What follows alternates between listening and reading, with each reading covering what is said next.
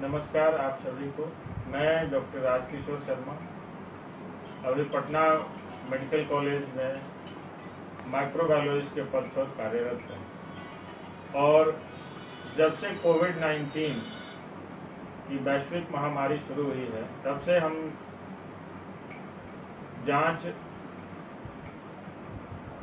की प्रक्रिया में लगातार कार्य कर रहे हैं। बीते 2.5-3 महीने में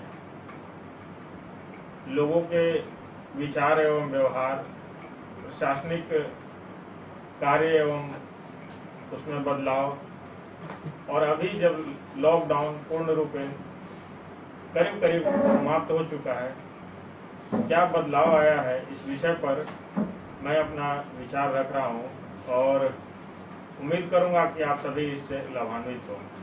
हम सभी जानते हैं कि कोविड-19 यानी कोरोना वायरस का इन्फेक्शन पूरी दुनिया में महामारी के रूप में फैला हुआ है। लॉकडाउन के समय लोग बहुत सजग थे, सावधान थे, परंतु अब करीब लॉकडाउन पूर्ण रूप में समाप्त हो चुका है। जितनी सावधानियां लोग शुरू में बरत रहे थे, आज नहीं बरत रहे हैं। कहीं भी सब्जी मंडी हो, देवालय हो या चाय की दुकानें, इस तरह की दुकानों पर लगातार लोगों की भीड़ लगी हुई है। लोग बिना मास्क या सोशल डिस्टेंसिंग के आपस में मिलजुल रहे हैं और कार्य कर रहे हैं। मित्रों, मैं आपको बताना चाहता हूं कि पूरी दुनिया में आज भी इस कोविड-19 का कोई इलाज नहीं निकल पाया है। हम सभी को यह ज्ञात होना चाहिए कि आज की तारीख में भी बचाव ही एकमात्र उपाय है हमारे पास। इस बीमारी के जो लक्षण सामान्यतः देखे जा रहे हैं लोगों में, वह है खांसी, नज़ला, बुखार, सूंघने की क्षमता।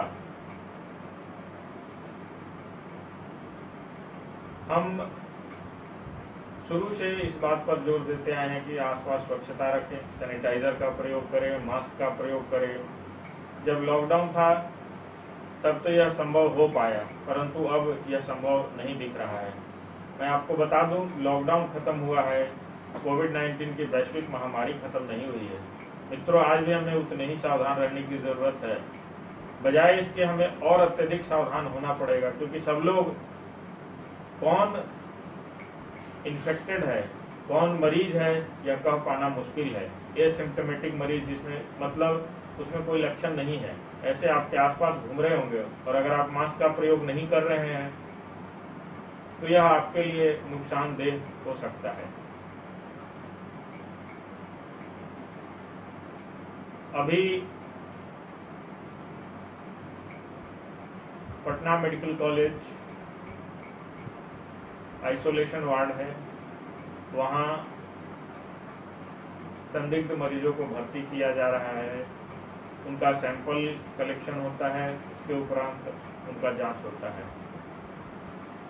अब अन्य बीमारी, कोविड-19 को छोड़कर अन्य बीमारी के लिए भी मरीज अस्पतालों में आने शुरू हो गए हैं। अस्पतालों में ओपीडी में भीड़ बढ़ रही है। अगर आप अस्पताल में आते हैं तो अपने पास सैनिटाइजर का एक छोटा सा बोतल, मास्क अवश्य लगा कर आए। नहीं तो हम नहीं जानते कि हम आए थे किसी और बीमारी का इलाज कराने और किसी और बीमारी को लेकर जा रहे हैं। यह अपने आप में फैलने का बहुत बड़ा कारण हो सकता है। और ऐसी परिस्थिति में जब सब जगह हर चीज़ खुला हुआ है तो हम जान भी नहीं पाएंगे कि ये बीमारी हमको कहाँ से मिली। कुछ दिन पहले ही इस तरह के मरीज सामने आए हैं, भर्ती हुए सर्जरी के लिए और कोरोना पॉजिटिव निकल गया। कहाँ से पॉजिटिव मिला, कहाँ से इन्फेक्शन आया, यह जानकारी ज्ञात कर पाना मुश्किल हो रहा है।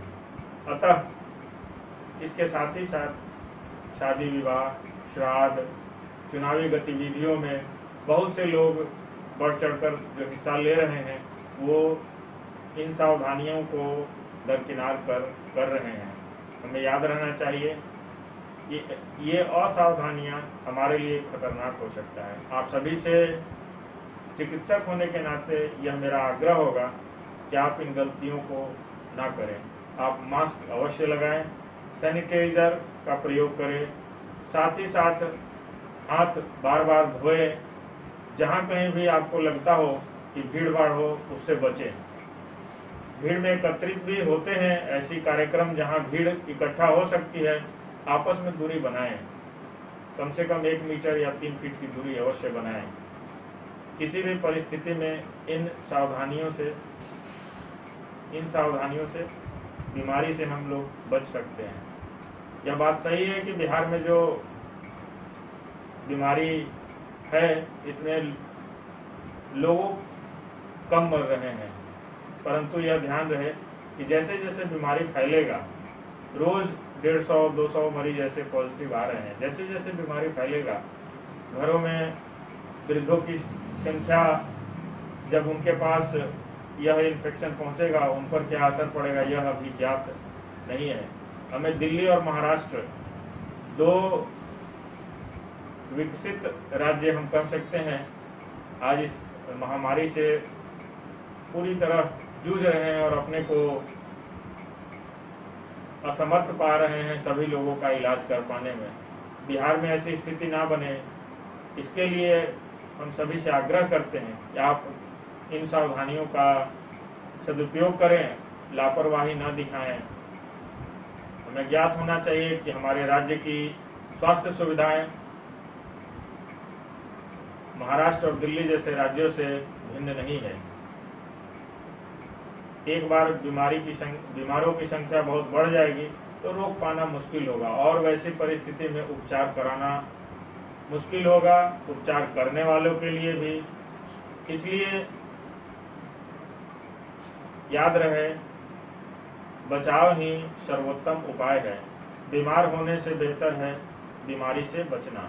और बहुत छोटी छोटी बातें हैं जिनसे हम बच रहे हैं।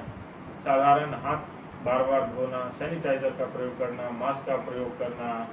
कोई भी लक्षण हो, बुखार, नज़ला, सर दर्द, बदन दर्द, इस तरह का लक्षण लगे अपने या किसी आसपास के मरीज व्यक्ति में, आप खुद से दवा न लें, खुद से दवा का सेवन न करें। बगल के सरकारी अस्पताल या चिकित्सक से अवश्य मिलें। बिना चिकित्सीय सलाह के कोई दवा का सेवन न करें। अपनी बीमारी को छिपाएं नहीं, छिपाई हुई बीमारी आपके लिए ज़्यादा घातक हो सकता है। अतः आप सभी से आग्रह है कि अगर किसी तरह का लक्षण दिखे तो आप तुरंत अस्पताल आएँ। अपनी सावधानी जो मैंने पहले भी बताया है उसका उपचार करें, अच्छे से भोजन करें, स्वस्थ रहें, सुखी रहें। आप सबको मेरी तरफ से अच्छे स्वास्थ्य की हार्दिक शुभकामनाएं। नमस्ते।